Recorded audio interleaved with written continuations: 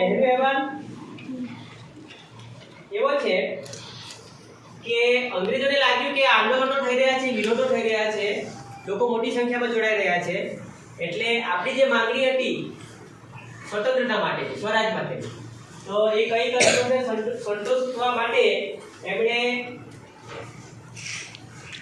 સ્વરાજ માટે કેવું સ્વરાજ આપવું અથવા કયા બંધારણને સુધાર આપવા એ માટે એમણે આગળ પડીને આપણને સ્વીકૃતિ આપી. તેવા સંજોગોમાં અહીં મોતીલાલ નહેરુ જે છે એમની આગેવાનીમાં એમણે એક અહેવાલ તૈયાર કર્યો કે ભારતીયોને કયા પ્રકારનું સ્વરાજ આપવું. તો સ્થાનિક સ્વરાજ્ય, પ્રાંતિક સ્વાયત્તતા એવી બધી માંગણીઓ એમણે કરી. પ્રાંતિક એટલે પ્રાંત, પ્રદેશ, એમાં આપણને સ્વતંત્રતા પ્રાપ્ત થાય કે આપણા નેતા ચૂંટાઈ શકે, સ્થાનિક સ્વરાજ્ય મળે, બરાબર. એટલે સ્થાનિક કક્ષાએ તાલુકા, જિલ્લા અને શહેર જેવા પ્રદેશો ને ત્યાં સ્થાનિક સ્વરાજ્યની સંસ્થાઓ સ્થપાય અને આપણા માણસો ચૂંટણી દ્વારા ત્યાં ચૂંટાય, એવી બધી માંગણીઓ કરી, બરાબર. ત્યાર પછી ઈસવીસન 1928માં બારડોલી સત્યાગ્રહ, બરાબર. તો બારડોલી સત્યાગ્રહ થયો તેમાં ત્યારે સરદાર વલ્લભભાઈ પટેલ, એ વલ્લભભાઈ પટેલ તરીકે ઓળખાતા હતા. એમના બીજા ભાઈ પણ હતા વિઠ્ઠલભાઈ પટેલ, પણ એ સરદાર વલ્લભભાઈ પટેલ એ સરદાર કહેવાય. કેમ કે આની આગેવાની સરદાર વલ્લભભાઈ પટેલે લીધી અને સરદાર ખેડૂતોના સરદાર કહેવાય. અને એમણે અહીંયા જે બારડોલીમાં વાંકાનેર ગામ છે અને વરાટ ગામ છે ત્યાં એમણે સભાઓ કરી અને અહીંયા પણ એમને સફળતા પ્રાપ્ત થાય છે અને ખેડૂતોના એ સરદાર કહેવાય. ખ્યાલ આવ્યો? અને સરદાર તરીકે ઓળખાય. પાછળથી એમણે આપણને આઝાદી મળી ત્યારે આપણા દેશી રજવાડાનું એકીકરણ કરેલું આપણે. ખ્યાલ આવ્યો ને? એટલે એમને તો ભારતના બિસ્માર્ક પણ કહેવાય છે, જે જર્મનીમાં બિસ્માર્કે કરેલું એકીકરણ ચાલુ. તો અહીંયા સરદાર વલ્લભભાઈ પટેલે કર્યું. એ આવશે પછી ભણવામાં તમારે. ત્યાર પછી આવે છે પૂર્ણ સ્વરાજનો ઠરાવ. તો આપણી પાસે તો ઘણા નેતાઓ હતા, ડોક્ટર રાજેન્દ્ર પ્રસાદ છે, સરદાર વલ્લભભાઈ પટેલ છે, જવાહરલાલ નહેરુ છે, એમના ભાઈ મોતીલાલ નહેરુ, આ બધા ઘણા બધા નેતાઓ આપણી પાસે હતા. તો એમણે ખાસ કરીને અહીં નહેરુજીએ આ પૂર્ણ સ્વરાજનો એક ઠરાવ કર્યો કે આપણા દેશને તમારે આપવું, અમને આઝાદી કે સ્વતંત્રતા, અમને પૂરેપૂરું સ્વરાજ જ જોઈએ. અમારા સ્વરાજ એટલે પોતાના દેશમાં પોતાનું રાજ, બરાબર. એ માંગણી કરી અને એનો દિવસ નક્કી કરવામાં આવ્યો 26મી જાન્યુઆરી. એટલા માટે આપણું બંધારણ જે અમલમાં આવ્યું ને એ 26મી જાન્યુઆરી 1950 અમલમાં આવ્યું. એટલા માટે એ તારીખ નક્કી કરવામાં આવી. ખ્યાલ આવ્યો ને? આપણું અમલીકરણ જે થયું, નવું બંધારણ જે ભારતનું છે ને સંવિધાન, એ પણ 26મી જાન્યુઆરી અમલમાં આવ્યું. તમને ખ્યાલ આવ્યો? એટલા માટે કે પૂર્ણ સ્વરાજનો ઠરાવ ત્યારે 1929માં એ તારીખે કરવામાં આવ્યો. આપણને કેવું સ્વરાજ જોઈએ છે, કયા સુધારા જોઈએ, કેવું હોવું જોઈએ, બરાબર. ત્યાર પછી દાંડી કૂચ 1930. તો અંગ્રેજોએ એક કડક કાયદો જાહેર કરી દીધો, હુકમ કર્યો કે એમણે જીવન જરૂરી ચીજ વસ્તુ એવું મીઠું એના પર પોતાનો અધિકાર સ્થાપી દીધો. અને એ તો ગરીબમાં ગરીબ માણસને પણ મીઠાની જરૂરત પડે, ખોરાકમાં મીઠાની જરૂરત હોય, આયોડીનની, બરાબર ને. તો ગાંધીજી કીધું આ તો ખોટું કહેવાય, એટલે એમણે એને કાળો કાયદો કરીને વિરોધ કર્યો. એમણે પોતે જ એનો ભંગ કરવાનો નક્કી કર્યું, બરાબર.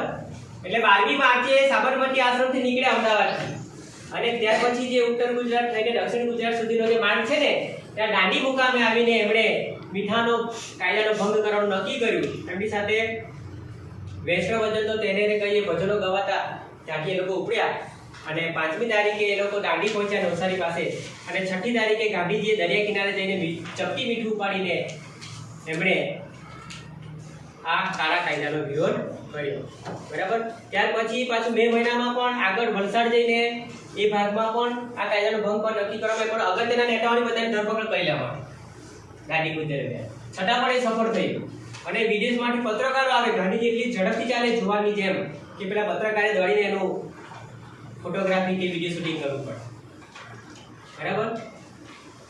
એ જમાનાની ઘણી બ્લેક એન્ડ વ્હાઇટ વિડીયો બી હજુ જોવા મળે છે ઓરિજિનલ. તમે જોજો કેવા ન્યૂઝમાં આવે છે.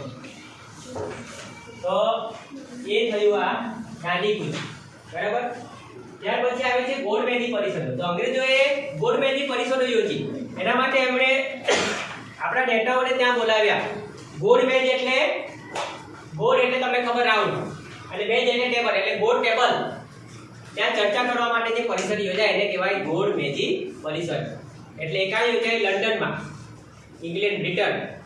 ત્યાંનું લંડન કેપિટલ, બરાબર ને, ત્યાં બોલાવવામાં આવ્યા. પણ પહેલા ગાંધીજી 1930 માં તો ગયા છે, કારણ કે અંગ્રેજોની નીતિ હતી હિન્દુ મુસ્લિમ એકતાને તોડવી, ભાગલા પાડો, રાજ કરો, બરાબર, અને ભારતમાં જુદી જુદી નાટી અને ધર્મના લોકોમાં ભાગલા પાડવાની ડિવાઇડ એન્ડ રૂલની નીતિ અપનાવી, એટલે ગાંધીજી ત્યાં ગયા નહીં.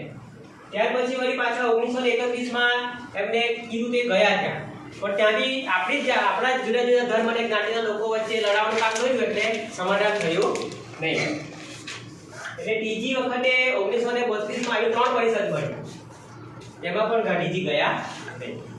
અને એ ગોલમેજી પરિષદમાં ભારતને કેવું સ્વરાજ આપવું એ વાત નક્કી કરવાના હતા, પણ એમાં અંગ્રેજોની નીતિ ચોખ્ખું આપવાની હતી નહીં, પણ લડાવવાની વધારે હતી, ડિવાઇડ એન્ડ રૂલ, ભાગલા પાડો અને રાજ.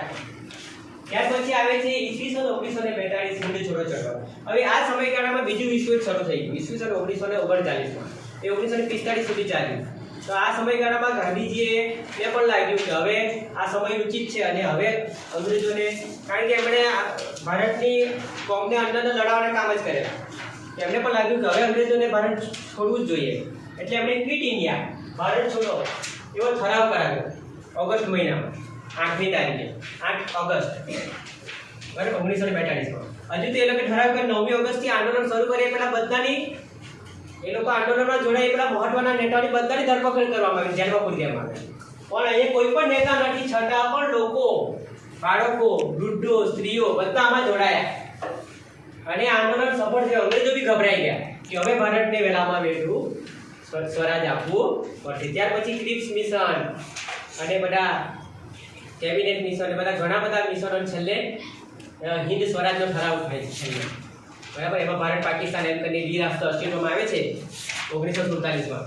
ત્યાં સુધીના બધા મિશનો નિમે અંગ્રેજો, એટલે છેલ્લે 1947 માં એમણે આપણને આઝાદી આપવી પડી. ખ્યાલ આવ્યો? તો અહીંયા ગાંધી યુગના આંદોલનો અહીંથી શરૂ થાય છે, બરાબર. 1915 માં ગાંધીજી ભારતમાં આવે ત્યારથી લઈને 1942 સુધી એમના વિચારોનો પ્રભાવ રહ્યો આપણા આંદોલનો પર. મોટા ભાગના ભારતીયો એમાં જોડાયા, એમના વિચારોથી પ્રેરાયા અને એમનું મુખ્ય ધ્યેય હતું ભારતને સ્વરાજ અપાવવાનું, આઝાદી અપાવવાની અને સત્યના અહિંસાના માર્ગે, અને એમણે લોકોને પ્રભાવિત કર્યા.